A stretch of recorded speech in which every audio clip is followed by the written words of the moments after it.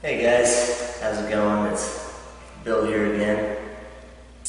Tonight I wanted to talk about the concept of being grounded and what it means when a lot of times we get caught up in this exciting idea of spirituality or different things that are really dynamic and stimulating, and then we go back to work or back in our normal life. And a lot of times it's kind of boring, when you have an amazing subjective experience in your spiritual life or in your relationships with your friends and your loved ones, when your perspective changes and everything becomes kind of dynamic and exciting and it takes on meaning.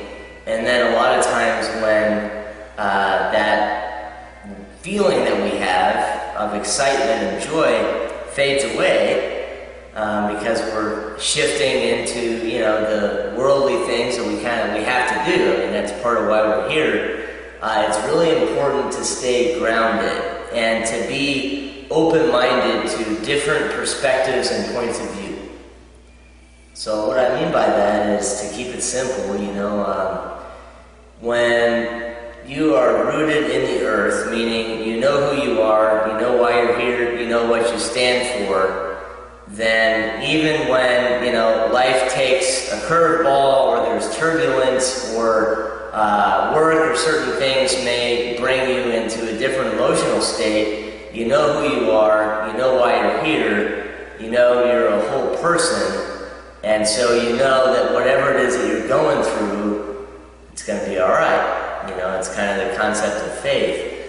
But also it's important, and I notice this for me too, is when I get caught up in, a really powerful spiritual text or a way of looking at something, a lot of times it's easy for me to get distracted and to not take care of my basic priorities or paying the bills. I may forget a couple bills because I'm not fully in the moment.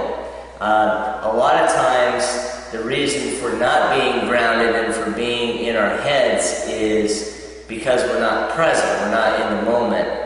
And it's also because a lot of times when we are starting to awaken our spirituality and we feel these higher states of consciousness, we become extremely attached to them.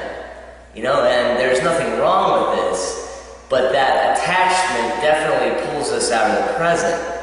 And the thing is that when we're attached to a certain emotion and we need to go through changes and evolutions to continue to move higher, a lot of times it limits us when we feel suffering and pain as a result of not feeling that bliss. When a lot of times it's necessary for us to go through the day, to have a routine, to have certain things that we do that are structured in our life, so that way, we can understand the fact that we're here in this world to carry this message to other human beings, and that it isn't all about us.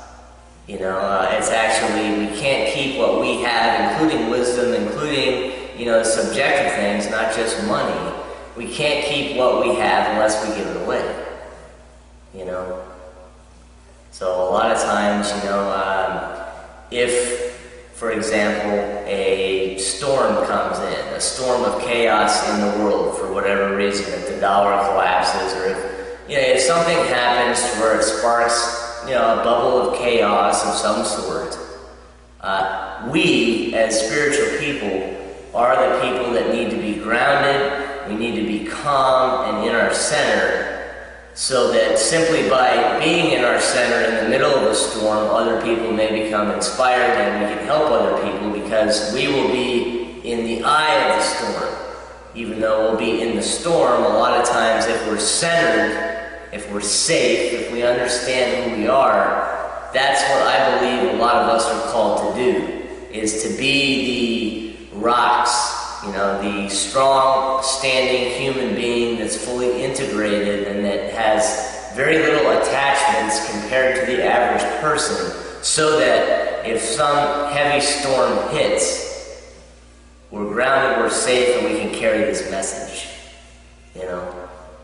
because who knows what's going to happen. I mean, if you tune into your intuition, most likely you'll have what I have, which is there's something on the horizon. It's beautiful, but it is going to entail some chaos before we get to the other side. Love you guys. I hope that made sense. I'm going to go to bed. Bye.